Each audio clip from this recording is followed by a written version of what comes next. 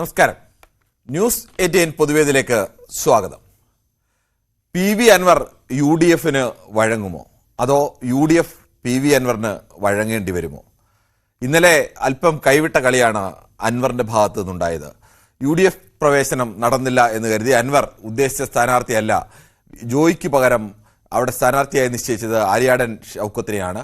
ഇതിലൊക്കെ പിണങ്ങിയോ അല്ലെങ്കിൽ അതിലേക്കുള്ള പരിഭവം കൊണ്ടോ അല്ലെങ്കിൽ ലേശം ഭീഷണിയാവാം എന്നൊക്കെ ഒക്കെയാണ് ആര്യാടൻ ഷൗക്കത്ത് തോറ്റുപോകാൻ സാധ്യതയുണ്ട് എന്നുള്ള മട്ടിലാണ്. ആര്യാടൻ ഷൗക്കത്തിനെ മത്സരിപ്പിച്ചാൽ ഈ മണ്ഡലം നിലമ്പൂരിന്റെ പ്രതികരണം എന്താണെന്ന് അറിയാം, അതുകൊണ്ടാണ് താൻ അത് വേണ്ട എന്ന് പറഞ്ഞത് എന്ന് പറയുന്നു. ഒപ്പം ഇത് VS ജോയിയെ ഒഴിവാക്കിയത് ക്രൈസ്തവ വിഭാഗത്തിനെയും മലയോര വിഭാഗത്തിനെയെല്ലാം തള്ളിക്കളയുന്നതാണ് എന്നുള്ള ഒരു പ്രസ്താവന കൂടി, പ്രത്യേകിച്ച് കോൺഗ്രസ് കൂടുതൽ ഇപ്പോൾ അടുത്തു നിൽക്കുന്ന മേഖലയെയും ക്രൈസ്തവ വിഭാഗത്തെയും ഒക്കെ അകറ്റാൻ ഉള്ള ഒരു പ്രസ്താവന. അതോടൊപ്പം തന്നെ കോൺഗ്രസിൽ ഗോഡ് ഫാദർ അല്ലെങ്കിൽ ആവാൻ കഴിയില്ല എന്നുള്ള തരത്തിൽ ഒരു പ്രസ്താവന. ഇതെല്ലാം കൂടി വന്നതോടുകൂടി അൻവറിന് അതുവരെ ഉണ്ടായിരുന്ന ഒരു അനുകൂല അന്തരീക്ഷം കൂടി UDF കോൺഗ്രസിനുള്ളിലൊക്കെ മാറിയിട്ടുണ്ട്. ഇന്നിപ്പോൾ ലീഗിനുമായി ഒരു സൗഹൃദത്തിലൊക്കെ എത്തി ലീഗിനെ മധ്യസ്ഥരാക്കിക്കൊണ്ട് തനിക്കൊരു ചർച്ച നടത്താം എന്നൊക്കെ കരുതിയപ്പോൾ ലീഗും ഇപ്പോൾ ഏകദേശം കൈവിട്ട മട്ട് തന്നെയാണ്. അപ്പോഴും അൻവർ അവിടുത്തെ ഒരു ശക്തിയാണോ? അൻവറിനെ ഇനി ഏത് തരത്തിലാവും? ആരാണ് ഇനി വഴങ്ങാൻ പോകുന്നത്? അൻവറിന് സ്വതന്ത്രനായി മത്സരിക്കുന്നെങ്കിൽ മത്സരിച്ചോട്ടെ എന്നൊക്കെ നിലപാട് കോൺഗ്രസ് സ്വീകരിച്ചാൽ, UDF സ്വീകരിച്ചാൽ അൻവറിന്റെ ഭാവി എന്താവും? ഇത്തരം വിഷയങ്ങളൊക്കെയാണ്. ഈ അൻവറിന്റെ സമ്മർദ്ദത്തിന് UDF വഴങ്ങുമോ അതോ അൻവർ ഒഴിവിൽ UDF വഴങ്ങേണ്ടി വരുമോ എന്നുള്ളതാണ് നമ്മുടെ വിഷയം. എന്തായാലും പ്രേക്ഷകർക്കും പ്രതികരിക്കാം.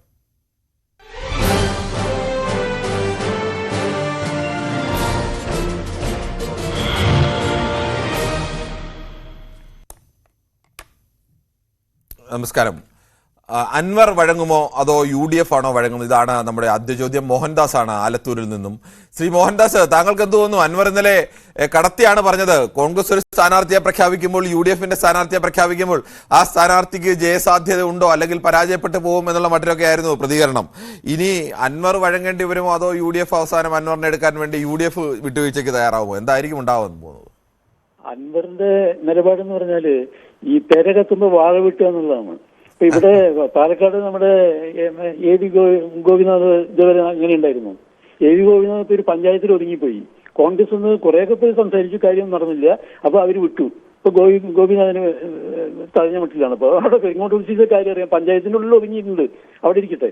പിന്നെ ഇദ്ദേഹത്തിന്റെ കാര്യം, പിണറായിസ് അവസാനിപ്പിക്കാൻ വേണ്ടിയിട്ട് ഇപ്പൊ മറ്റേ അൻവറിസത്തിലേക്കായി. ഇപ്പൊ അങ്ങനെ ആ ഇതിലായിരിക്കുക. അപ്പോ ഈ ഇന്ന് കാലത്ത് പറഞ്ഞു രണ്ട് കാലിൽ നിൽക്കുന്നു. എന്ത് രണ്ട് കാലിൽ നിൽക്കണേ? ഒന്നിനും UDF വേണം, LDF വേണം. ഗോവിന്ദ മാഷ് പറഞ്ഞ വളരെ കാര്യമാണ്. ഈ സാധനത്തിന് ചുമന്നു കഴിഞ്ഞിട്ടുണ്ടെങ്കിൽ അവർ കഷ്ടത്തിലാവുന്നു. അത് ഗോവിന്ദ മാഷ് നോക്കിക്കൊണ്ടിരിക്കുന്നുണ്ട്. അപ്പോ താങ്കളുടെ അഭിപ്രായം പുര കത്തുമ്പോൾ വാഴ വെട്ടുക എന്നുള്ള പ്രയോഗം എന്ന് പറഞ്ഞാൽ രാഷ്ട്രീയത്തിൽ പലപ്പോഴും അങ്ങനെയൊക്കെയാണ് പലരും സമ്മർദ്ദം ചെലുത്തുന്നത്. ശ്രീ ജയകുമാറാണ് തിരുവനന്തപുരത്ത് നിന്നും. ശ്രീ ജയകുമാർ, താങ്കൾക്ക് എന്ത് തോന്നുന്നു? ഈ അത്തരമൊരു ഈ പുര കത്തി നിൽക്കുന്ന ഒരു സമയമാണ്, ഒരു ഉപതെരഞ്ഞെടുപ്പിന്റെ ഘട്ടത്തിൽ നിൽക്കുകയാണ്. ഈ സമയത്ത് വാഴ വെട്ടാനുള്ള ഈ അൻവറിന്റെ ശ്രമം അത് ഏതെങ്കിലും തരത്തിൽ വിജയിക്കാൻ സാധ്യതയുണ്ടോ? നമസ്കാരം. നമസ്കാരമുണ്ട്. ഇവിടെ എന്തായാലും പുര കത്തൊന്നുമില്ല, അതുകൊണ്ട് അതൊരു പ്രയോഗമായി പറഞ്ഞതാണ് ജയകുമാർ. അങ്ങനെ പുരകത്തെന്ന് പറഞ്ഞ ഒരു പ്രധാനപ്പെട്ട സന്ദർഭത്തിൽ സ്വന്തം കാര്യം നേടാൻ നോക്കുന്നു എന്നോ, അല്ലാതെ പുരകത്തുക എന്നുള്ള വാഴ വെട്ടുക എന്നുള്ളതല്ല നമ്മൾ ഉദ്ദേശിച്ചത്. ഞാൻ തമാശ പറഞ്ഞാണ് സാറേ. ഒരു കാര്യമുണ്ട് സാറേ, പറഞ്ഞു. ഇന്നലെ 4:30 മണി മുതൽ നിങ്ങളുടെ ചാനലിൽ പറഞ്ഞത് അതേ കാര്യമാണ് എനിക്കും പറയാനുള്ളത്. ഇന്നലെ 4:30 തൊട്ട് രാത്രി വരെ മൊത്തം ഞാൻ 10-11 മണി കിടക്കുന്നവരെ പറഞ്ഞത് കോൺഗ്രസ് അൻവറിന് ഒരു കാരണവശാലും വഴങ്ങൂല, അൻവറിന്റെ ഒരു കാര്യവും കോൺഗ്രസ് അംഗീകരിച്ചു കൊടുത്തിട്ടില്ല എന്നാണ് നിങ്ങളുടെ ചാനലിൽ മൊത്തം പറഞ്ഞത്. അത് തന്നെയാണ് സാറേ ഞങ്ങൾക്ക് പറയാനുള്ളത്. കാരണം കീഴ്ഘടകം പോയിട്ട് മുകളിലോട്ടുള്ള ഒരു പൊത്തുമാരെ ഘടകകക്ഷികൾ ഉൾപ്പെടെ അൻവറിനെ എടുക്കാനായിട്ട് എതിരാണ്. ആകെ ഉള്ളത് മുസ്ലിം ലീഗാണ് അൻവറിനെ പൊക്കിക്കൊണ്ടുവന്നത്. അവർക്കും മതിയായി. അതുകൊണ്ട് എന്തായാലും അൻവർ ഇതിനു മുമ്പ് വെല്ലുവിളിച്ച് പലയിടത്തും നിന്നതല്ലേ, ആലത്തൂരും അവിടെ ഇവിടെയൊക്കെ നിന്നതല്ലേ. അതുപോലെ അൻവറിന്റെ ഇടതുപക്ഷം ഇത് ഇത്രയും അധികം സഹായിച്ചിട്ടുള്ള ഒരു വ്യക്തി എന്ന് പറഞ്ഞാൽ അൻവറിനെയാണ്. കോടതി പറഞ്ഞിട്ട് പോലും തടയണ പിടിക്കാതെ അൻവറിന്റെ കൂടെ നിന്ന് വേണ്ട അവർ പറ്റുമെന്നുള്ള അത്രയും ചെയ്തു കൊടുത്തു ഇദ്ദേഹത്തിന് വേണ്ടി. അത്രയൊന്നും നമ്മളോട് വന്നാലും ചെയ്യാൻ പറ്റൂല എന്ന് ശല്യമായിരിക്കും. PC ജോർജിന്റെ കള്ളും കഷ്ടമായിരിക്കും. ഒരു കാര്യം കൂടെ പറയട്ടെ, ഞാൻ കൊല്ലത്ത് പോയപ്പോ രാജനൊക്കെ ഉണ്ട് കേട്ടോ. അതെ, കണ്ടെയ്നർ അടിക്കി കിടക്കില്ലേ, അവിടെ ഞാൻ കണ്ടായിരുന്നു. രാജൻ കണ്ടെയ്നർ കാണാനൊക്കെ പോയില്ലേ? അല്ല, എന്തോ ഇൻഫർമേഷൻ ഇന്റലിജൻസ് റിപ്പോർട്ടെല്ലാം കിട്ടിക്കാണും. അതിന്റെ ശരി പുറത്ത് ശരി പോയതായിരിക്കും. ശരി. അതിന്റെ പുറത്ത് പോയതായിരിക്കും.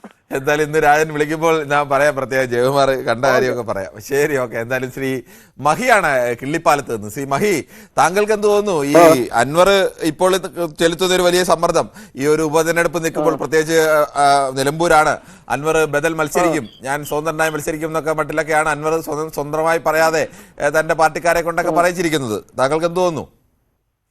സാർ, അവിടെ CPM-ന്റെ അഴിമതിച്ചിട്ട് സത്യമാണെങ്കിൽ ഉറപ്പാച്ച് അവിടെ CPM ജയിക്കുള്ളൂ. അൻവറല്ല കോൺഗ്രസിൽ ആരും വിചാരിച്ചോളൂ ശരിയല്ല.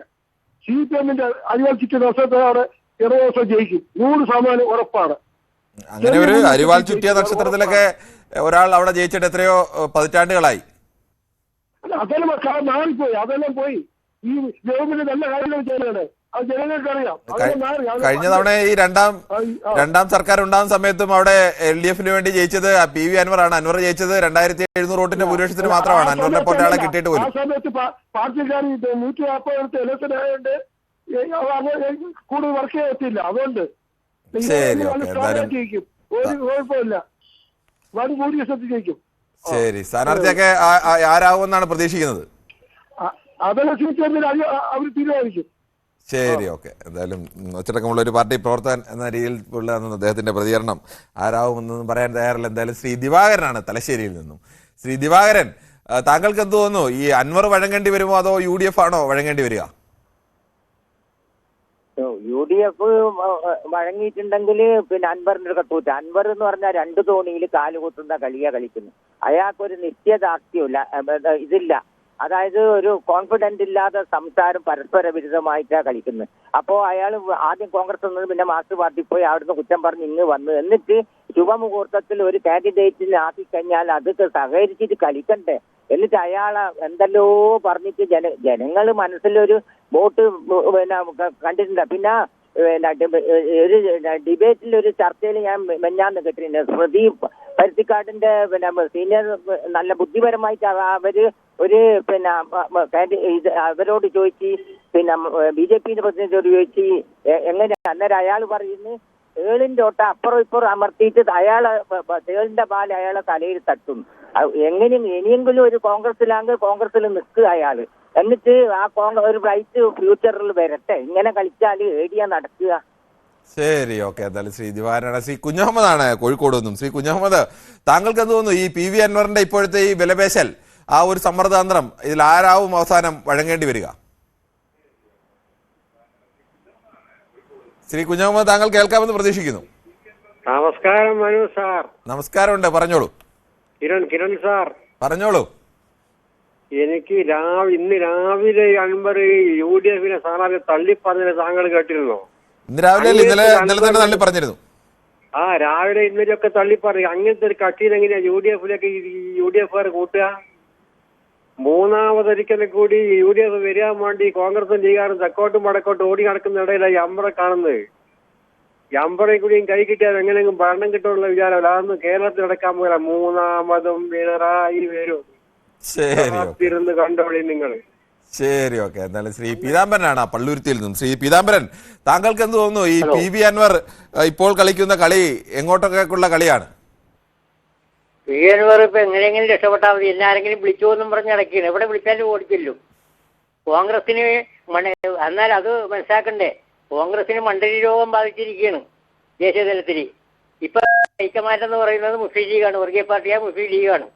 ലീഗാണ് ഇപ്പൊ ഇയാളെ കൊണ്ടു നടക്കുന്നത്.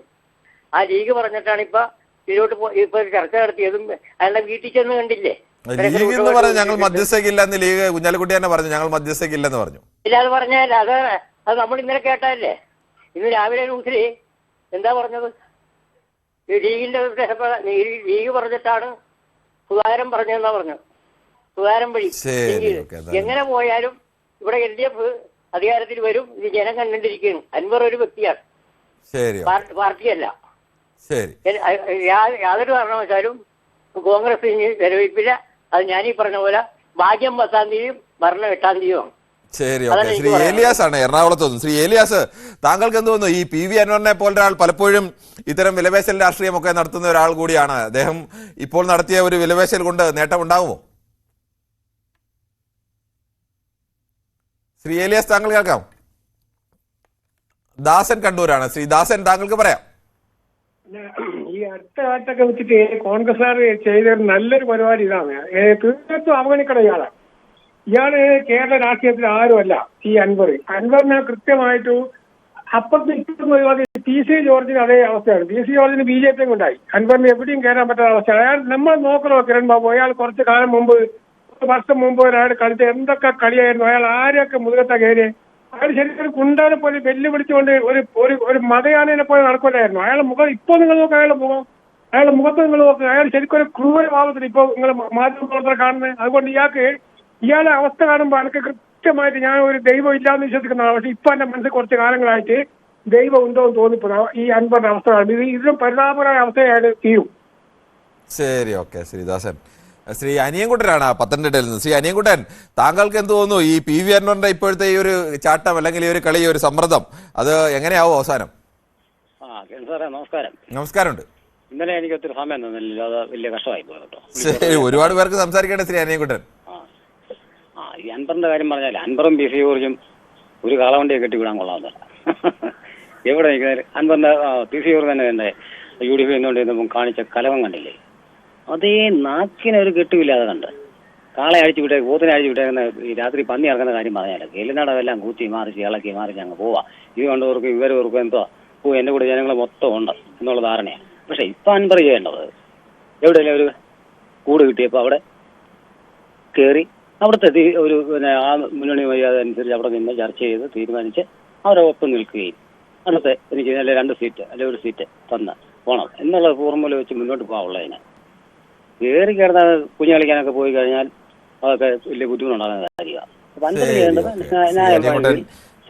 വ്യക്തമാണ്. ശ്രീ അച്യുതനാണ് കോഴിക്കോട്. ശ്രീ അച്യുതൻ, താങ്കൾ എങ്ങനെയാണ് കാണുന്നത് ഈ PV അൻവറിന് അവിടെ ഒരു സ്വതന്ത്ര സ്ഥാനാർത്ഥിയായിട്ടൊക്കെ ഇനി UDF കയറ്റിയില്ല എങ്കിൽ അവിടെ നിർത്തിയാൽ നിന്ന് കഴിഞ്ഞാൽ PV അൻവറിന് എന്തെങ്കിലും ചാൻസ് ഉണ്ടോ അവിടെ? നമസ്കാരം സാറേ. നമസ്കാരമുണ്ട്. നമസ്കാരം. അതായത് PV അൻവർ പല സ്ഥലത്തും പോയിട്ട് എവിടുന്ന് കഴിച്ചിലായത് അവസാനം മമതാ ബാനർജിന്റെ അടുത്ത് പോയിക്കാണ്. എന്നിട്ട് ഓരോ കൂട്ടത്തിൽ ഇവിടെ ഒന്ന് നിൽക്കണ സമയത്ത് PV അൻവർ സ്വതന്ത്രമായിട്ട് നിൽക്കേണ്ടി, എന്നിട്ട് അവരുടെ ശക്തി തെളിയിച്ചിട്ട് വരേണ്ടി. അതൊന്നും ഓൻ ശ്രദ്ധിക്കണില്ല. അതുകൊണ്ട് PV അൻവറിനെ ശരിക്കും UDF ചേർക്കരുത് എന്നാണ് എന്റെ അഭിപ്രായം. അതെ, ചേർന്നാൽ ഗുണമല്ലേ? അവിടെ ഇപ്പോൾ വിജയിക്കാനൊക്കെയുള്ള അൻവറിന്റെ കുറച്ച് വോട്ടൊക്കെ കാണില്ലേ? അങ്ങനെയല്ല. ഇപ്പം PV അൻവറിന്റെ ആൾക്കാർ വോട്ട് കിട്ടിയിട്ട് മാത്രം വിജയിച്ചാൽ ഇതിനെക്കാട്ടി അഹന്തിയാവും PV അൻവറിന്. ഞാൻ UDF കാരനൊന്നല്ല, എനിക്കൊണ്ട് പറയാണ്. പക്ഷെ ഇതിനെക്കാട്ടി അഹന്തോ എന്റെ വോട്ട് കണ്ടാണ് ജയിച്ചതെന്ന് PV അൻവർ വന്ന് പെണ്ണ് വില പേശുണ്ടാവും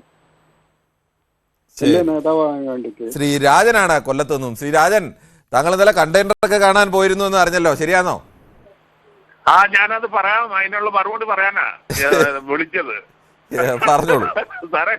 അതെ, ഈ അൻവറിനെ എടുക്കണമെന്ന് പറഞ്ഞുകൊണ്ട് ഞാൻ പൂജ ചെയ്തോണ്ടിരിക്കുകയായിരുന്നു. അപ്പോഴാ ഈ കാര്യങ്ങളൊക്കെ കേട്ടത്. എത്രയും പെട്ടെന്ന് അൻവറിനെ ഒന്നിൽ ലീഗിൽ എടുക്കുക അല്ലെങ്കിൽ കോൺഗ്രസിലും എടുക്കണം. കാരണം നല്ലൊരു മുതലാ. കാരണം ഈ ഇബ്രാഹിം കുഞ്ഞോ പിന്നെ കുഞ്ഞാലിക്കുട്ടിയോ എല്ലാം പൈസ മോട്ടിച്ചാല് പുള്ളി വിളിച്ച് പറഞ്ഞോളും പകുതി ജോലി പിന്നെ CPM-ന് കുറഞ്ഞിരിക്കും. അപ്പൊ കോൺഗ്രസ്സുകാർക്കും അറിയാം, ഇത് ലീഗിനും അറിയാം. അതുകൊണ്ടാണ് ഈ പുള്ളിയെ വെച്ചോണ്ടിരിക്കും. പക്ഷെ എത്രയും പെട്ടെന്ന് എടുക്കണം എന്നുള്ള ഞാൻ പ്രാർത്ഥിക്കുന്നത്. കോൺഗ്രസ് എന്ന് പറയുന്നത് മുങ്ങുന്ന ഒരു കപ്പലാ. ഇന്ത്യ മുഴുവൻ മുങ്ങിക്കൊണ്ടിരിക്കുക. ഇനി 5-6 കണ്ടെയ്നർ മാത്രമേ ഉള്ളൂ കേരളത്തിലും പിന്നെ കർണാടകയിലും. അത് വല്ലപ്പോഴും ഒന്ന് കാണാൻ പോകുന്നതിന് വലിയ തെറ്റൊന്നും ഇല്ലെന്നാണ് എനിക്ക് തോന്നുന്നത്. ഏതായാലും ഈ തെരഞ്ഞെടുപ്പ് കഴിയുന്നോണ്ടാ അറിയാം. എന്നൊന്ന് പറഞ്ഞേര്. ശരി ശ്രീ രാജൻ, നമുക്ക് മുഹമ്മദ് മഞ്ചേരിയിലേക്ക് പോകേണ്ടതുണ്ട്. ശ്രീ മുഹമ്മദ്, താങ്കൾ എങ്ങനെയാണ് ഈ അൻവറിന്റെ ഇപ്പോഴത്തെ ഈ ഒരു സ്ഥാനാർത്ഥിയൊക്കെ വരുമ്പോൾ ഒരു UDF-ന്റെ ഭാഗമായിട്ടൊക്കെ നിൽക്കുന്നു, അല്ല എടുക്കാമെന്നൊക്കെ പറയുന്നു. പക്ഷേ ആ സ്ഥാനാർത്ഥി പരാജയപ്പെട്ടു പോകുന്ന മട്ടിൽ തന്നെ അതും UDF-നെതിരെയും കോൺഗ്രസിനെതിരെയും ഒക്കെ വലിയ ആരോപണമൊക്കെ ഉന്നയിക്കുകയാണ്. അങ്ങനെ ഒരാളുടെ സമ്മർദ്ദത്തിന് വഴങ്ങാൻ സാധ്യതയുണ്ടോ? നമസ്കാരമുണ്ട് സാറേ. നമസ്കാരമുണ്ട്. നല്ലൊരു തറവാട്ടിലെ കുട്ടിയായി ഈ അൻവർ എന്ന് പറഞ്ഞത് വലിയ കോൺഗ്രസ് നേതാവ് ചൗക്കത്തലി അറിയും. അദ്ദേഹത്തിന്റെ മകനാണ്. അദ്ദേഹം ആണെന്നുണ്ടെങ്കിൽ പണ്ഡിറ്റ് ജവഹർലാൽ നെഹ്റുവിനെ തൊട്ട് വരെ അറിയുന്ന ഒരാളാണ്. ആ നല്ല സാമ്പത്തിക ശേഷിയും നല്ല പ്രൗഢിയും കാണാനൊക്കെ ഭംഗിയുള്ള നല്ലൊരു മനുഷ്യൻ. ഇപ്പൊ ഈ നല്ലൊരു മനുഷ്യൻ അവിടെ MLA സ്ഥാനം രാജിവെച്ചിട്ട് ഇപ്പൊ ഇങ്ങനെ ആ പിണറായി വിജയന്റെ നന്ദന്റെ അന്തനെയും പറഞ്ഞുകൊണ്ട് നടക്കുക. അതും കഴിഞ്ഞപ്പോ ഇന്നൊന്ന് എടുത്തുതരോ, ഇന്നൊന്ന് എടുത്തുതരോ, ഇന്ന അതിലേക്ക് എടുത്തുതരോ, അതിലേക്ക് എടുത്തുതരോ എന്നും പറഞ്ഞിട്ട് ഓലെ ആ UDF-നിട്ടിട്ട് ഞെരിക്കാ കടന്നിട്ട്. അപ്പോ ആദ്യം തന്നെ ഇതിന്റെ ഒരു കാര്യമൊന്നും ഇല്ലായിരുന്നു. അയാൾക്ക് നിൽക്കുന്ന സ്ഥലത്ത് അവിടെ നിന്നാ മതി. ഈ പിണറായി വിജയന്റെ കീഴിൽ വേറെ MLA-മാരുണ്ട്.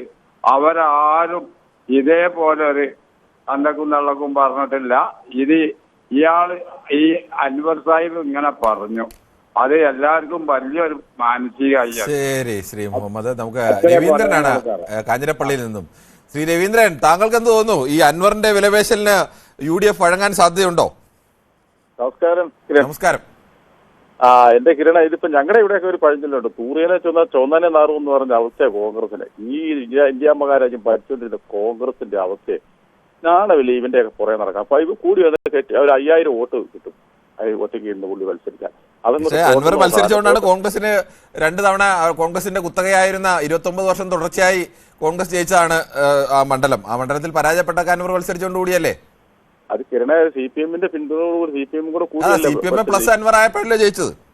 ഇപ്പൊ അൻവർ ഒറ്റയ്ക്ക് ഇരിക്കുകയാണ്. 5000 വോട്ടത്തിൽ കൂടുതൽ കിട്ടിയല്ല കിരണ, അത് ഉറപ്പായ കേസാ. ഇനി അഥവാ ഇനി തോറ്റുപോയ പോട്ട് നോക്കണം. 6-7 മാസത്തേക്ക് എന്നത്തിന് ഇനിയിപ്പോ ഒരു MLA കയറിയാലും ഒന്നും ചെയ്യാൻ സാധിക്കുകയല്ല. അതുപോലെ തോറ്റോ ഇത്ര അടിയറവ് വെക്കേണ്ട കാര്യമില്ല. ഇതുപോലെയുള്ളതിന്റെയൊക്കെ കാല് പിടിക്കേണ്ട ഒരു കാര്യമില്ല. അവിടെയും ചാടി ഇവിടെയും ചാടി നടന്ന് ഇപ്പൊ CPM-നും തിരി പറഞ്ഞ് CPM-കാരെ ഇതുപോലെയുള്ള കള്ളരെ കൊള്ളക്കാരനെ ഒക്കെ കൊണ്ടുവരുന്നത്. എന്നിട്ട് കൊണ്ടുവന്ന് കഴിയുമ്പോഴേക്ക് തിരിച്ച് അവരെ തന്നെ ഒത്തുന്ന ഒരു പരിപാടിയായിരിക്കും. ഇതിപ്പോ അത് കഴിയുമ്പോൾ കോൺഗ്രസ് ഏറ്റെടുക്കുക. ഇതിന്റെ ആവശ്യമില്ല. ഈ പുള്ളിയൊക്കെ വിട്ടുകൊടുത്തേക്കണേ. ഈ പുള്ളിയൊക്കെ കുറച്ച് നാൾ കഴിയുമ്പോഴേക്ക് ഇതും വാക്കുകൂട്ടി മടക്കി എവിടെയെല്ലാം പോയി. ഇപ്പൊ തമിഴ്നാട്ടിൽ പോയി, DMK-യുടെ അവിടെ പോയി, എവിടെയെല്ലാം പോയിട്ട് തിരിച്ചു വന്നിരിക്കുമല്ലേ ഇപ്പൊ കോൺഗ്രസിനോട്ട് എടുക്കണമെന്ന് പറഞ്ഞു. മറ്റു പ്രശ്നത്തിലേക്ക് പോകാം. ശ്രീ ഇടയം മുരളിയാണ് കൊല്ലത്ത്. ശ്രീ ഇടയം മുരളി സ്ഥിരമായി നമ്മുടെ യൂട്യൂബിൽ കമന്റൊക്കെ ഇടുന്ന ഒരാൾ കൂടിയാണ് ശ്രീ ഇടയം മുരളി. ശ്രീ ഇടയം മുരളി, താങ്കൾ എങ്ങനെയാണ് ഈ അൻവറിന്റെ ഇപ്പോഴത്തെ ഒരു സമ്മർദ്ദത്തെ വിലയിരുത്തുന്നത്? നമസ്കാരം സാറേ. നമസ്കാരം. നമസ്കാരമുണ്ട്, പറഞ്ഞോളൂ. സാറേ, അൻവറിന്റെ ഞാൻ നേരത്തെ സൂചിപ്പിക്കുന്ന കാര്യം, അൻവർ ഒരു വൺമാൻ ഷോ രാഷ്ട്രീയമാണ് നടത്തുന്നത്. ഇപ്പൊ ഭരണകക്ഷി, പ്രതിപക്ഷം, പിന്നെ 3ാം സ്ഥാനത്ത് അൻവർ. ഈ ഒരു രീതി ഹൈലൈറ്റ് ചെയ്ത് കൊണ്ടുപോവുക. ആ പേര് എഴുതി കാണിക്കുന്നത് ഡാ അല്ല, ഇടയം ഡായാണ് എന്റെ പേര്. ആ സ്ഥലത്തിന്റെ ഇടയമാണ്. ഇടയം തിരുത്താൻ പറയാം. അതെ അതെ അതെ അതെ. അപ്പൊ അൻവർ ചെയ്യുന്ന ഏതാണ്? ഭരണകക്ഷിയും പിന്നെ പ്രതിപക്ഷവും കഴിഞ്ഞാല് പിന്നെ അടുത്ത റോളിൽ ഇപ്പോ അൻവറാണ്. ഇപ്പൊ അൻവറിന്റെ വിലക്കവും അൻവറിന്റെ പോക്കും ഒക്കെ കണ്ടാൽ ഏതാണ്ട് പ്രതിപക്ഷ നേതാവ് വരുന്നതിനെക്കാട്ടി മുഖ്യമന്ത്രി വരുന്ന പോലുള്ള ഒരു ഗെറ്റപ്പാണ് ഇപ്പോൾ അൻവറിനുള്ളത്. അതാണ് അൻവറിന്റെ ഒരു ഉദ്ദേശം. അൻവറിന്റെ MLA ആയില്ലേലും മന്ത്രി ആയില്ലേലും ഇങ്ങനെ ഒരു ഷോയിൽ ഇങ്ങനെ നിൽക്കുക. അതാണ് അൻവറിന്റെ. പറയട്ടെ. ഈ അൻവറിനെ ഉടനെ UDF-ൽ എടുക്കുന്ന കാര്യം നടക്കത്തില്ല. കാര്യം ഘടകകക്ഷിയിൽപ്പെട്ട, അതായത് നാഷണൽ ജനതാദളിന്റെ തന്നെ ചില ആഭ്യന്തര കാര്യങ്ങൾ ചർച്ച ചെയ്ത് പരിഹരിക്കാൻ UDF-നകത്ത് ഇതുവരെ ആയിട്ടില്ല. അങ്ങനെ ഇരിക്കുന്ന സാഹചര്യത്തിൽ ഈ അൻവറിന്റെ കാര്യം ഉടനെ UDF-ൽ തീരുമാനമാകില്ല. ഇപ്പോൾ ഭാരവാഹിത്വം UDF-ന്റെ സംസ്ഥാന കമ്മിറ്റിയിൽ ഭാരവാഹിത്വം ഉൾപ്പെടെയുള്ള കാര്യങ്ങൾ ചർച്ച ചെയ്തുകൊണ്ടിരിക്കുന്നതേ ഉള്ളൂ. അപ്പോൾ കഴിഞ്ഞിട്ടല്ലാതെ ഒരു കാരണവശാലും ഈ അൻവറിന്റെ. അതെ അതെ. ഏത് പാർട്ടിയാണ്? ഞാൻ നാഷണൽ ജനതാദളിന്റെ ജില്ലാ സെക്രട്ടറിയാണ്. സുരക്ഷാ വിഭാഗം ജീവനക്കാരുടെ സംസ്ഥാന കമ്മിറ്റിയുടെ സെക്രട്ടറിയാണ്. ശരി, ഓക്കെ. എന്തായാലും താങ്കളുടെ നന്ദി. നമുക്ക് മറ്റു പ്രശ്നത്തിലേക്ക് പോകേണ്ടതുണ്ട്. ശ്രീ പ്രേംകുമാറാണ് നെടുമങ്ങാട് നിന്ന്. ശ്രീ പ്രേംകുമാർ, നെടുമങ്ങാടിലേക്ക് ഉടനെ തന്നെ മടങ്ങിയെത്താം. നമ്മുടെ യൂട്യൂബിലെ ചില കമന്റുകൾ കൂടി വായിക്കേണ്ടതുണ്ട്. യൂട്യൂബിൽ ഷിജു കിരിയത്ത്, നമസ്കാരം കിരൺ, സുഖമാണോ എന്ന് ചോദിക്കുന്നു. ഗോളാന്തരം, അളിയ ബാക്കർ, നിനക്ക് സുഖം തന്നെ എന്ന് കുറെ നാളെ കണ്ടിട്ടെന്നൊക്കെ ഷാജി ഭാസ്കരനോട് പറയുന്നു. അൻവറോ കോൺഗ്രസ് തുറുപ്പ് ചീട്ട്, കയ്യേറ്റവും സ്വർണ്ണക്കടത്തും മീൻവണ്ടിയിൽ കടത്തിയും സതീശനും അൻവറും ചേർന്നാണോ എന്ന് പ്രമോദ് നാണു ചോദിക്കുന്നു. VD സതീശനെതിരെ അൻവർ ഉന്നയിച്ച ഒരു ആരോപണമായിരുന്നു. അങ്ങനെ എവിടുന്നൊക്കെ കുറെ വണ്ടിയിൽ കടത്തി, പണം കടത്തി, കണ്ടെയ്നർ കടത്തി എന്നൊക്കെ പറഞ്ഞു. ഗോളാന്തരം, പിന്നെ അതോടൊപ്പം തന്നെ അവർ തമ്മിലുള്ള ചില സംഭാഷണങ്ങളൊക്കെയാണ്. പിണറായി തെറി പറഞ്ഞുകൊണ്ട് നടന്ന മറിയക്കുട്ടിയെ ചുവന്ന പോലെ അൻവറിനെയും ചുമന്നുകൊണ്ട് നടന്ന കോൺഗ്രസിനെ കരണക്കുറ്റിക്ക് അടികിട്ടി എന്നാണ് VC തോമസ് പറയുന്നത്.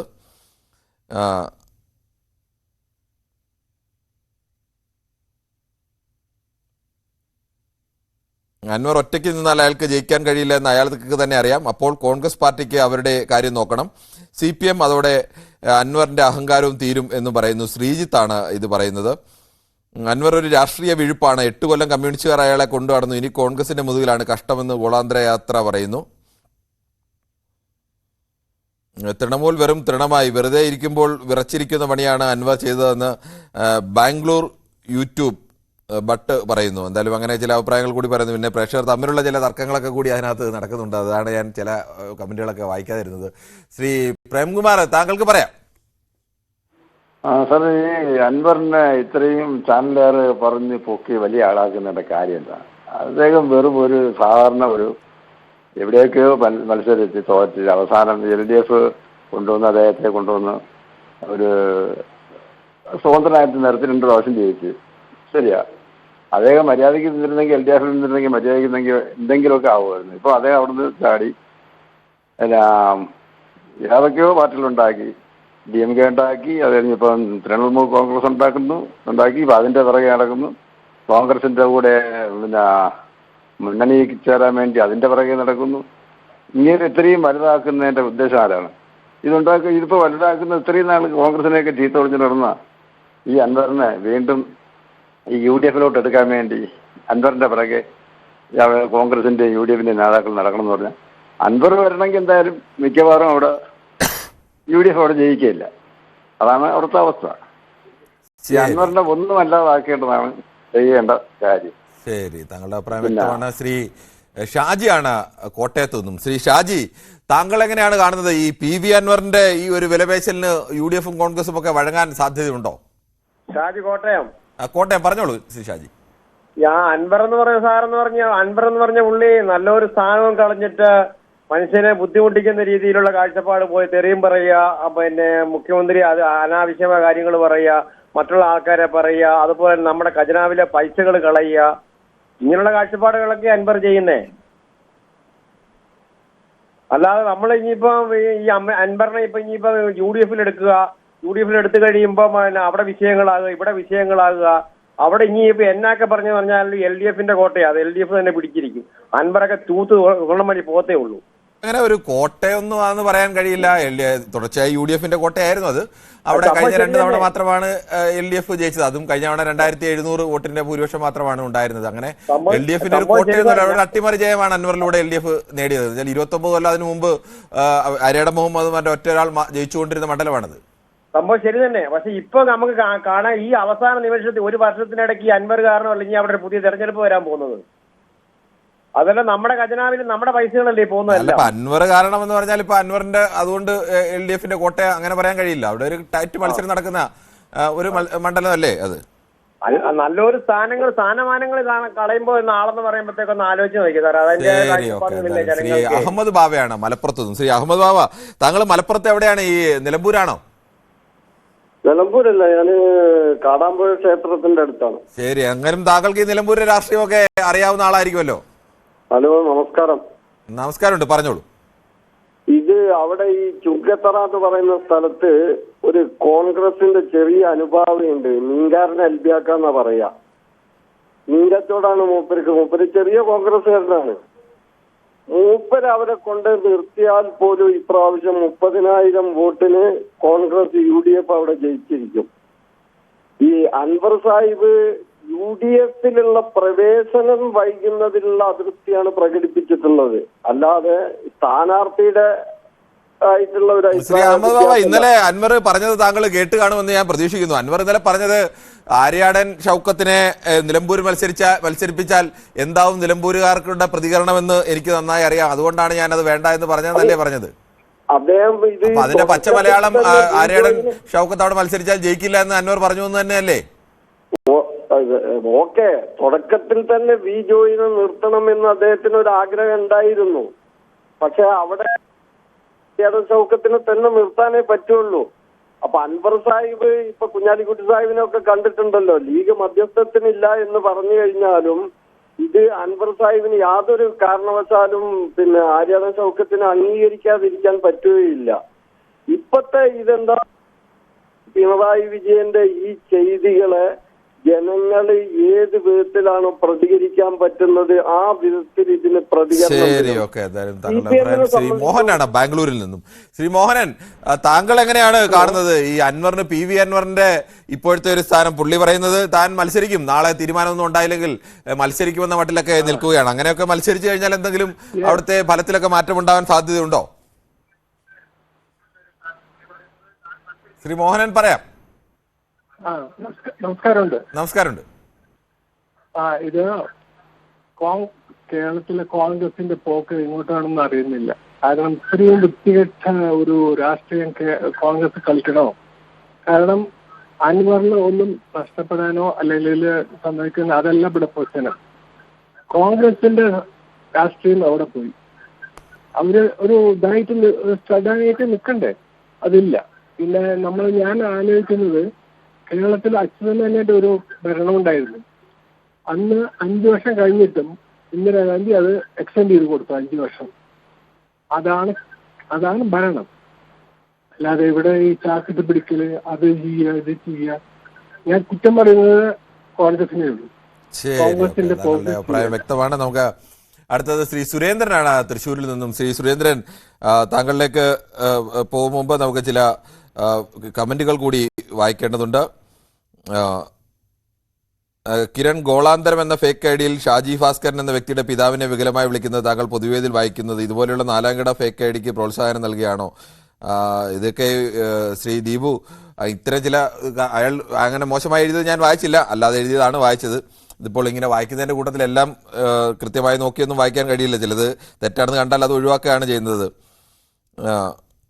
അപ്പോൾ അവർ തമ്മിലുള്ള, ഷാജി ഭാസ്കരനും ഈ ഗോളാന്തരവും തമ്മിലുള്ള തർക്കങ്ങളൊക്കെ ഇങ്ങനെ നടന്നുകൊണ്ടിരിക്കുകയാണ്. കോൺഗ്രസ് അൻവർ ഇല്ലാതെ മത്സരിച്ച് ജയിച്ചാൽ അതാവും അന്തസ്. ഒരു ഉപാധിയും ഇല്ലാതെ വന്ന അൻവറാണ് ഇപ്പോൾ വിലപേശുന്നതെന്ന് സുനിൽകുമാർ പറയുന്നത്. അത് ശരിയാണ്. ആദ്യം PV അൻവർ പറഞ്ഞാണ് എനിക്ക് ഒരു ഉപാധിയും ഇല്ല, ഞാൻ UDF പോകുന്നതിന് എന്നൊക്കെ പറഞ്ഞ PV അൻവറാണ് ഇപ്പോൾ ഉപാധിയോട് ഉപാധി വെച്ച് കളിച്ചുകൊണ്ടേയിരിക്കുന്നത്.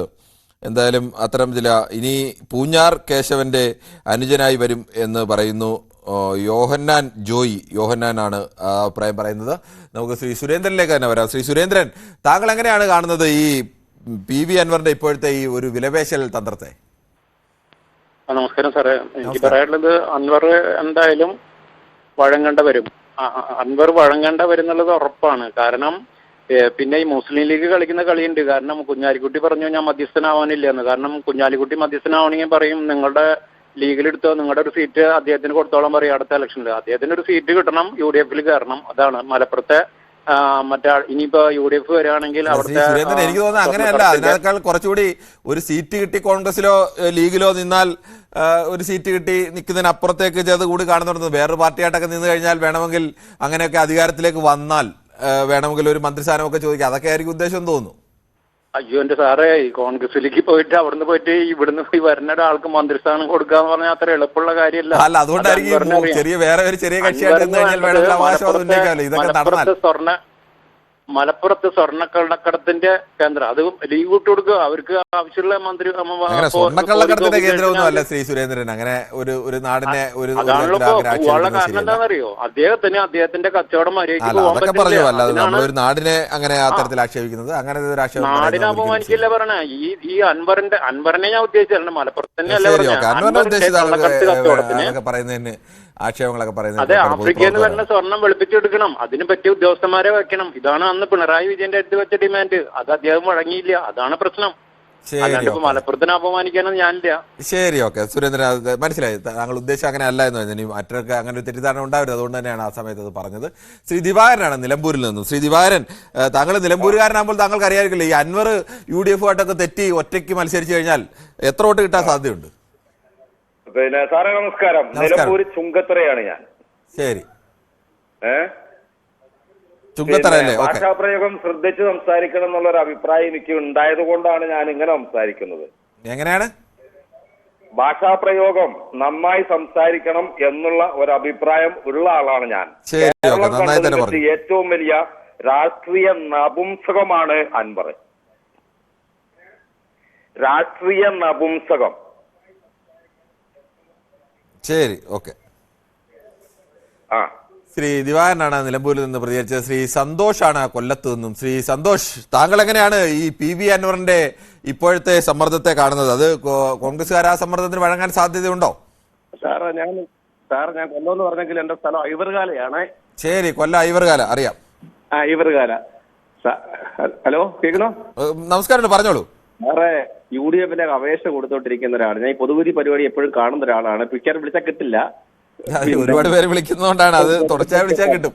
ഈ UDF അപേക്ഷ കൊടുത്തിരിക്കുന്ന ആള് UDF ഒരു സ്ഥാനാർത്ഥിയെ പ്രഖ്യാപിച്ചിട്ട് അയാൾ തോക്കുമെന്ന് പറഞ്ഞ ആളുടെ വീട്ടിൽ DCC പ്രസിഡന്റ് ഒക്കെ പറഞ്ഞു വിട്ടു. ഇത് കേരളത്തിലെ CPM കഴിഞ്ഞ ഏറ്റവും വലിയ പാർട്ടി കോൺഗ്രസ്.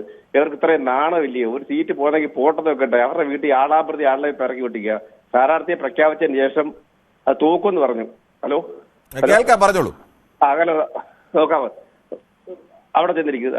പിണറായി വിജയൻ സർക്കാർ വീണ്ടും മൂന്നാമത് തന്നെ അധികാരത്തിൽ വരും, അതിലൊരു സംശയമില്ല. നിലമ്പൂരും ജയിക്കും. ഇത് ഇവർക്ക് നാണമല്ല. ഇതുപോലെ നാണപ്പെട്ട കാര്യം വേറെ വല്ലതും ഉണ്ടോ? അവരുടെ വീട്ടിൽ വിട്ടിരിക്കുകയാണ്. പിന്നെ UDF അപേക്ഷ കൊടുത്തിട്ടിരിക്കുക. താങ്കളുടെ അഭിപ്രായം വളരെ വ്യക്തമാണ്. ഞാൻ കാരണമല്ല കോൺഗ്രസ് തോക്കുന്നത്, സ്ഥാനാർത്ഥി നിർണയം കൊണ്ടാണ് എന്നുള്ളൊരു തോന്നൽ വരുത്താൻ വേണ്ടിയുള്ള ഒരു വെട്ടപ്പാടി മാത്രമാണ് അൻവർ ഇത് പറയുന്നത് എന്നാണ് എനിക്ക് തോന്നിയത്. ശരി, ശ്രീ നിസാറാണ് കണ്ണൂരിൽ നിന്നും. ശ്രീ നിസാർ, താങ്കൾ എങ്ങനെയാണ് വിലയിരുത്തുന്നത്? ഈ അൻവറിന്റെ നീക്കം ഒരു തന്ത്രപരമായ നീക്കമാണോ അതോ ഒരു അബദ്ധ നീക്കമാണോ? അൻവറിനെ ഒഴിവാക്കുന്നതന്നെയാണ് നല്ലത്. ഏറ്റവും നല്ലത് മെഞ്ഞാന്നുള്ള ഇന്നലെ വല്ല സന്തോഷം പോയിനോ. പെട്ടെന്ന് കോൺഗ്രസ് സ്ഥാനാർത്ഥിനെ സ്റ്റേറ്റ് അൻപത് അന്നേരം എതിർക്കുന്നുണ്ടല്ലോ. അൻപത് സ്ഥാനാർത്ഥി നിർത്താണ്ട് ആര്യാടന സ്ഥാനാർത്ഥിക്കില്ലേ? ശ്രീ നിസാറാണ് പറയുന്നത്. ശ്രീ ചന്ദ്രൻ നായരാണ് തിരുവനന്തപുരത്ത് നിന്നും. ശ്രീ ചന്ദ്രൻ നായർ, താങ്കൾക്ക് എന്ത് തോന്നുന്നു? ഈ അൻവറിന്റെ ഒരു ഭാവി എന്താവും? കിരൺ സാർ, അൻവർ ഒരു ശുദ്ധനാണ് സാർ. ഒപ്പം ലക്ഷ്യമില്ലാതെ യാത്ര ചെയ്ത് സ്റ്റാലിൻ വരെ എത്തി. അദ്ദേഹം വീണ്ടും എന്താണെന്ന് വെച്ചാൽ UDF പടിക്കൽ നിൽക്കുകയാണ്. അവിടെ കയറി അഭയം പ്രാപിച്ചു കഴിഞ്ഞാൽ ഭാവിയിലെങ്കിലും അദ്ദേഹത്തിന് ഒരു ലക്ഷ്യത്തിലെത്താൻ കഴിയും. അല്ലെങ്കിൽ വീണ്ടും വണ്ടി കയറി അടുത്ത സ്റ്റേറ്റിലേക്ക് പോകേണ്ടതായിട്ട് വരും. ഈ ഒരു വല്ലാത്ത അവസ്ഥയിലാണ് അദ്ദേഹം എന്ന് വെച്ചാൽ ശുദ്ധനും അതോടൊപ്പം തന്നെ നിൽക്കാൻ അറിയില്ലാത്തവന്. ഇടയ്ക്കുള്ള ഭാഗം ഞാൻ പൂരിപ്പിക്കുന്നില്ല. Okay sir. ഓക്കെ, മതി. എന്തായാലും താങ്കൾ ഉദ്ദേശിച്ച ആളുകൾക്ക് മനസ്സിലായി. ശ്രീ ചന്ദ്രൻ നായർ. ശ്രീ ഉസ്മാനാണ് കായംകുളത്ത് നിന്നാണ് വിളിക്കുന്നത്. ശ്രീ ഉസ്മാൻ, താങ്കൾക്ക് എന്ത് തോന്നുന്നു? ഈ അൻവറിന്റെ ഒരു ഭാവി എന്താവും? സാറേ, ഇയാൾ ഭാവി എന്ന് പറഞ്ഞു കഴിഞ്ഞാൽ ഇയാള് പിന്നെ ഒരു പാർട്ടിയിലും ഉറച്ചു നിൽക്കാത്ത ഒരു മനുഷ്യനാണ്. പാഷാണം വർക്കിയുടെ ഒരു പണിയാണ് ഇയാൾ കാണിക്കുന്നത്. ഹലോ, കേൾക്കാം, പറഞ്ഞോളൂ ശ്രീ ഉസ്മാൻ. പാഷാണം വർക്കിയാണ് ഇയാൾ. ആരാണ് അൻവറിനെ ഇവിടെ ഒരു കാര്യം ഞാൻ പറഞ്ഞുതരാം. ഇവിടെ രാജിവെച്ചിട്ട് വന്നിട്ട് ഇവിടെ ചന്തക്കുന്നിൽ ഒരു മീറ്റിംഗ് നടത്തിയപ്പോഴത്തേക്ക് ഇവിടെ 6 ചാനലില് SAT ആശുപത്രിയിൽ കറണ്ടില്ലാണ്ട് 10 മണി വരെ ഇവിടെ കിടന്നപ്പോൾ നിങ്ങൾ ഒരു ചാനലും ഒരു പാർട്ടി ഒരു ചാനലും ഇത് പറഞ്ഞില്ല. ആ 24/7 ആണ് ഈ ചാനല് അവിടെ കറണ്ടില്ലാത്തതും 10 മണി വരെ ഇല്ലാത്തതും എല്ലാം നടത്തിയത്. ശരി, ഓക്കെ. എന്താ താങ്കൾ പറഞ്ഞത് എപ്പോഴും കറണ്ടില്ലാത്ത വിഷയമാണ് എന്ന് കൃത്യമായി മനസ്സിലായില്ല. ശ്രീ സിനു ആണ് കോട്ടയത്ത് നിന്നും. ശ്രീ സിനു, താങ്കൾക്ക് എന്ത് തോന്നുന്നു? ഈ PV അൻവറിന്റെ നീക്കം ഒരു തന്ത്രപരമായ നീക്കം, ഒരു ബുദ്ധിപരമായ തന്ത്രമാണോ അതോ ഒരു അബദ്ധ തന്ത്രമാണോ? എന്താവും? സാറേ നമസ്കാരം. നമസ്കാരമുണ്ട് സാറേ, ഇത് ശരിക്കും പറഞ്ഞാൽ PV അൻവറിനെ വലിയ നേതാവാക്കുന്നത് ഇവിടുത്തെ ചാനലുകൾ തന്നെയല്ലേ സാറേ? ഞങ്ങളാണോ PV അൻവറിനെ നേതാവാക്കിയത്? PV അൻവറിനെ നേതാവാക്കിയത് ചാനലുകളാണോ? അല്ല, ഇതിലും വലിയൊരു നേതാവ് ഞങ്ങളുടെ കോട്ടയത്തുണ്ടായിരുന്നു, പൂഞ്ഞാർ മണ്ഡലത്തിൽ. അല്ല, PV അൻവറിനെ നേതാവാക്കിയത് ചാനലുകളാണെന്നൊക്കെ പറഞ്ഞാൽ അത് കടന്ന കൈയല്ലേ? PV അൻവർ കോൺഗ്രസ്സുകാരനായിരുന്നു. അതിനുശേഷം സ്വതന്ത്രനായി മത്സരിച്ചു. അതിനുശേഷം CPM കൊണ്ടുവന്നു. അങ്ങനെ CPM കുറെ കാലം കൊണ്ടുവന്നു. അതുപോലെ CPM തെരഞ്ഞെടുത്ത് പുറത്തു പോയി. ഇപ്പോൾ UDF അവിടെ നിൽക്കുന്നു. അതിന് ചാനലുകാരെന്ത് കഴിച്ചു? പറഞ്ഞു വന്നത് കൂടെ കൂടിയ ഒരു മുന്നണിയെ ഇടയ്ക്ക് നിന്ന് ചതിച്ചിട്ട് ആ അൻവർ രാവിലെ പോകുമ്പോഴും വൈകിട്ട് പോകുമ്പോഴും എപ്പോഴും ഈ ചാനലിലെ ഈ അൻവറിന്റെ ഇതെല്ലാം കൂടെ. ശരിക്കും പറഞ്ഞാൽ ഈ അൻവർ കോൺഗ്രസിനെ ചതിക്കാൻ എന്തെങ്കിലും ഉറപ്പുണ്ടോ? ശരിക്കും പറഞ്ഞാല് ഇവിടെ ഞങ്ങളുടെ അടുത്ത് പൂഞ്ഞാർ എന്ന് പറഞ്ഞൊരു മണ്ഡലമുണ്ട്. ഈ പൂഞ്ഞാറിൽ അൻവറിനെക്കാട്ടിൽ വലിയൊരു നേതാവായിരുന്നു പൂഞ്ഞാറിലെ PC ജോർജ്. കാര്യം PC ജോർജിനെ എല്ലാവർക്കും ഇഷ്ടമുള്ള ഒരു നേതാവാണ്. പക്ഷേ പുള്ളി അവസാനം ആയപ്പോഴത്തേനും ഇവിടുത്തെ PC ജോർജിനൊന്നും യഥാർത്ഥത്തിൽ അൻവറുമായിട്ടൊന്നും താരതമ്യം ചെയ്യാൻ കഴിയും. PC ജോർജ് ഈ അവസാന കാലം ഒഴിച്ചാൽ അദ്ദേഹം സ്വന്തം നിലയിലൊക്കെ ഒറ്റയ്ക്ക് നിന്ന് ജയിച്ചിട്ടൊക്കെ ഉള്ള ആളാണ്. അങ്ങനെയൊക്കെ പിന്നീടാണ് അദ്ദേഹം ഇത്തരത്തിലേക്കൊക്കെ മാറിയത്. തീർച്ചയായിട്ടും അദ്ദേഹം ഒറ്റയ്ക്ക് നിന്ന് ജയിച്ചു. പക്ഷേ അദ്ദേഹം ആ ഒറ്റയ്ക്ക് നിന്ന് ജയിച്ച് അദ്ദേഹത്തിനെ സപ്പോർട്ട് ചെയ്ത് ജനങ്ങളെ അവസാനം അദ്ദേഹം വഞ്ചിച്ചില്ലേ? അതെ ഇവിടെ ഞാൻ അതിന്റെ അടുത്ത് താമസിക്കുന്ന ഒരാളാണ്, അതുകൊണ്ടാണ് ഞാൻ ഈ പറഞ്ഞത്. ശരി. കാരണം ശ്രീ അതുലാണ് വടകരയിൽ നിന്നും. ശ്രീ അതുൽ, താങ്കൾക്ക് എന്ത് തോന്നുന്നു ഈ PV അൻവറിന്റെ ഒരു ഭാവി അത് എങ്ങനെയാവും? അതായത് ഈ തെരഞ്ഞെടുപ്പുമായി ബന്ധപ്പെട്ട് തന്നെ നിലമ്പൂരിൽ പ്രധാനമായിട്ടും ചർച്ച ചെയ്യുക, ഈ നിയമസഭാ തെരഞ്ഞെടുപ്പിന് ഇനി ഏതാണ്ട് ഒരു 9 മാസമേ ഉള്ളൂ. ഈ 9 മാസം തെരഞ്ഞെടുപ്പിന് ഉണ്ടാവുന്ന ഒരു സാഹചര്യത്തിൽ എന്തിനാണ് ഇതുപോലൊരു തെരഞ്ഞെടുപ്പ് എന്നുള്ളത് അവിടുത്തെ ജനങ്ങൾ ചർച്ച ചെയ്യുമ്പോൾ ആരാണ് പ്രതിക്കൂട്ടിൽ നിൽക്കുക എന്നുള്ള ഏറ്റവും പ്രധാനപ്പെട്ട ഒരു സ്ഥിതിയാണ്. യഥാർത്ഥത്തിൽ ജനങ്ങൾ 5 കൊല്ലത്തേക്ക് തെരഞ്ഞെടുക്കപ്പെടുമ്പോൾ സ്വാഭാവികമായിട്ടും മരണമോ മറ്റ് രൂപത്തിൽ മറ്റ് ചുമതലകൾ, അതായത് അൻവറിന്റെ കാര്യത്തിൽ ഒരു സ്വതന്ത്ര സ്ഥാനാർത്ഥിയായിരുന്നു. അക്കാര്യത്തിൽ അൻവർ ഒരു മുന്നണിയുടെ സഹായത്തോടു കൂടി ജയിച്ചു. ആ മുന്നണിയുമായി തെറ്റി അവരുടെ കൂടി വോട്ട് കൊണ്ട് ജയിച്ച ഒരു സ്ഥലത്ത് ഞാൻ തുടരുന്നില്ല എന്ന് എടുത്ത തീരുമാനം, അതിനെ നമുക്ക് പൂർണ്ണമായും തള്ളിക്കളയാൻ കഴിയില്ല. അതൊരു രാഷ്ട്രീയ വേറെ കാര്യമൊക്കെ പറയുമ്പോൾ അതൊരു രാഷ്ട്രീയ അന്തസ്സല്ലേ. ഞാൻ അങ്ങനെ നിങ്ങളുടെ വോട്ട് കൊണ്ട് ജയിച്ചതാണ്, നിങ്ങളുമായി തെറ്റിയതിനു ശേഷം പിന്നീട് പ്രതിനിധിയായി നിൽക്കുന്നില്ല എന്നൊക്കെ പറയുന്നത് ആയിരിക്കാം. പക്ഷെ ജനങ്ങൾക്ക് അതിനെക്കുറിച്ച്, കാരണം കേരളത്തിലെ ജനങ്ങൾ വളരെ രാഷ്ട്രീയ ബോധതയുള്ള ആളുകളാണ്. അതിനകത്ത് അങ്ങനെ ഇടതുമുന്നണിയായി തെറ്റുകയും അതിനുശേഷവും MLA ആയി തുടരുകയും ഒക്കെ ചെയ്യുന്നത് ഇടതുമുന്നണിയുടെ വോട്ട് കൂടി വാങ്ങി ജയിച്ച ഒരാൾ MLA തുടരുന്നതിനകത്ത് അവിടെ ചർച്ചാ വിഷയമാണ്. ഇപ്പൊ അൻവറെ പറ്റി സൂചിപ്പിക്കുന്ന സമയത്ത് നേരത്തെ പറഞ്ഞിട്ടുള്ള ഒരു പുള്ളി സൂചിപ്പിച്ചു, അതായത് ഒരു സ്ഥിരതയില്ലാത്ത വ്യക്തിത്വമാണ് അദ്ദേഹം. അദ്ദേഹം ഇന്ന് പറയുന്ന രാഷ്ട്രീയ നിലപാടല്ല നാളെ പറയുക. നാളെ അതിന് സമാനമായ മറ്റൊരു നേതാവ്, അദ്ദേഹത്തിന്റെ പേര് ഞാൻ സൂചിപ്പിക്കുന്നില്ല, അദ്ദേഹത്തെ കുറിച്ച് നേരത്തെ പറഞ്ഞു. ഇത്തരം ആളുകൾ സ്വാഭാവികമായും എന്താ പറയുക, കേരളത്തിലെ രാഷ്ട്രീയ ഭൂപടത്തിൽ നിന്ന് തന്നെ ഒറ്റപ്പെടുന്ന ഒരു സ്ഥിതി ഉണ്ടാവും. നിലമ്പൂർ തെരഞ്ഞെടുപ്പ് നടക്കട്ടെ, ആ തെരഞ്ഞെടുപ്പിലെ മത്സരം കേരളത്തിലെ പ്രധാനപ്പെട്ട 2 മുന്നണികളും അവർ ഉയർത്തിപ്പിടിക്കുന്ന രാഷ്ട്രീയവും വികസനവും എല്ലാം ചർച്ച ചെയ്തുകൊണ്ടുള്ള ഒരു തെരഞ്ഞെടുപ്പായിരിക്കും എന്നുള്ളതാണ്. അൻവർ യഥാർത്ഥത്തിൽ അപ്രസക്തമാകും. രാഷ്ട്രീയമായി അദ്ദേഹത്തിന് വലിയ പരിക്ക് ഈ തെരഞ്ഞെടുപ്പിന്റെ ഭാഗമായി. ഈ തെരഞ്ഞെടുപ്പിൽ ഏത് മുന്നണി വിജയിച്ചാലും അൻവർ എന്ന് പറയുന്ന വ്യക്തിക്ക് വലിയ രാഷ്ട്രീയ പരിക്ക് ഈ തെരഞ്ഞെടുപ്പ്. ശരി, ശ്രീ രാജീവനാണ് കണ്ണൂരിൽ നിന്നും. ശ്രീ രാജീവൻ, താങ്കൾക്ക് എന്ത് തോന്നുന്നു ഈ PV അൻവറിന്റെ ഒരു 2 ദിവസങ്ങളിൽ അറിയാമെന്നൊക്കെയാണ് പറയുന്നത്, പക്ഷെ PV അൻവറിന്റെ ഭാവി എന്താവും? കണ്ണൂരിലെ ഒരു അബ്ദുള്ളക്കുട്ടി ഉണ്ടായിരുന്നു. ആ അബ്ദുള്ളക്കുട്ടീന്റെ ഗതി തന്നെയാണ് നമ്മുടെ PV അൻവറിനും വരാൻ വേണ്ടി പോകുന്നത്. അബ്ദുള്ളക്കുട്ടി BJPയുടെ ദേശീയ വൈസ് പ്രസിഡന്റ് ഒക്കെയാണ്, വലിയ പോസ്റ്റിലാണ്. ഇന്ത്യ ഭരിക്കുന്ന പാർട്ടിയുടെ ദേശീയ വൈസ് പ്രസിഡന്റ് എന്നൊക്കെ പറഞ്ഞ ചെറിയ പോസ്റ്റാണോ? അതേപോലെ തന്നെ PV അൻവറും BJPന്റെ വലിയൊരു പോസ്റ്റിലേക്കൊക്കെ ഭാവിയിൽ എത്താൻ സാധ്യതയുണ്ട്. ഗതി കിട്ടാത്ത പ്രേതം പോലെ അദ്ദേഹം അലഞ്ഞ് നടക്കും. ഒന്നും സംഭവിക്കാൻ വേണ്ടി പോകുന്നില്ല. ഇപ്പൊ കോൺഗ്രസ് അയാളെ വഴി പിന്നാലെ നടക്കുന്നുണ്ടല്ലോ. എന്തിനു വേണ്ടി പിന്നാലെ നടക്കുന്നത്? ഈ പിന്നാലെ നടന്ന് കോൺഗ്രസ് ഇങ്ങനെ പിന്നാലെ നടക്കുകയാണ്. പലരെയും ചർച്ചയ്ക്ക് ഇങ്ങനെ പറഞ്ഞേക്കുന്നു. കോൺഗ്രസ് PV അൻവറിന്റെ കാര്യത്തിൽ സ്ട്രോങ് നിലപാടല്ലേ സ്വീകരിച്ചത്? കോൺഗ്രസ് PV അൻവർ പറഞ്ഞ സ്ഥാനാർത്ഥി അടക്കം വേണ്ട എന്ന് തീരുമാനിച്ചു. അവര് സ്വന്തം നിലയ്ക്ക് സ്ഥാനാർത്ഥിയെ നിശ്ചയിച്ചു. പിന്നെ എന്തിനാണ് ഈ ചർച്ചക്കാണ് വിടുന്നത്? ഇപ്പം കോഴിക്കോട് DCC പ്രസിഡന്റ് പോയി, കുഞ്ഞാലിക്കുട്ടി പോയി, എല്ലാ ആളുകളെയും ചർച്ചയ്ക്ക് ഇങ്ങനെ UDF ഇങ്ങനെ വിട്ടുകൊണ്ടിരിക്കുകയാണല്ലോ. എന്തിന്? അയാളെ ധീരമായിട്ട് എടുത്ത് ചാടി ധീരമായിട്ട് UDFന് സ്വതന്ത്രമായിട്ട് മത്സരിക്കരുതോ? അതല്ലേ വേണ്ടേ? അതല്ലേ ജനപിന്തുണ? എല്ലാവരും PV അൻവറിനെ ഇടതുപക്ഷം മത്സരിപ്പിച്ചത് അതുപോലെയല്ലേ? ഇടതുപക്ഷക്കാരനൊന്നും ആയിരുന്നില്ലല്ലോ ഒരു കാലത്തും PV അൻവർ. അല്ലെ, ഇടതുപക്ഷം അങ്ങനെ ഒരുപാട് സ്വതന്ത്രരെ മത്സരിപ്പിച്ചിട്ടുണ്ട്. അതുപോലെ എല്ലാവരും രാഷ്ട്രീയ സമയത്ത് ഇടതുപക്ഷവും വലതുപക്ഷവും അക്കാര്യത്തിൽ വലിയ വ്യത്യാസമൊന്നുമില്ല. രണ്ടുപേരും അക്കാര്യത്തിലൊക്കെ അത്ര കാര്യങ്ങളൊക്കെ ചെയ്തിട്ടുണ്ട്. ചിലര് നമ്മുടെ കൂടെ LDFന്റെ കൂടെ നിൽക്കും, ചിലർ ഇങ്ങനെ പുറത്തേക്ക് പോകും. അതൊക്കെ സാധാരണയാണ്. അങ്ങനെ PV അൻവറിനെ മത്സരിപ്പിച്ചത് PV അൻവർ അങ്ങനെ വിശുദ്ധനായ ഒരു മനുഷ്യനൊന്നും ആയിരുന്നില്ലല്ലോ, ഇടതുപക്ഷത്തിന് പറ്റിയ ആളൊന്നും ആയിരുന്നില്ലല്ലോ. മത്സരിപ്പിച്ച് കൂടെ നിർത്തുകയും പിന്നീട് കടന്നലുകളുടെ രാജാവ് എന്നൊക്കെ പറഞ്ഞ് വിശേഷണമൊക്കെ കൊടുത്ത് നാട്ടുകാരെ മൊത്തം തെറിവിളിപ്പിക്കുകയൊക്കെ ചെയ്തത് PV അൻവറിനെ കൊണ്ടല്ലേ? അതൊക്കെ ഉണ്ടാവും. അതൊക്കെ സാധാരണയാണ്. അതിലും രാഷ്ട്രീയത്തിൽ അങ്ങനെയൊക്കെ അതും ഈ രണ്ട് ഒരു ഭാഗം കുറ്റം പറയുമ്പോൾ മറ്റേതും ചെയ്ത് ശരിയല്ല എന്ന് കൂടി ആലോചിക്കണം.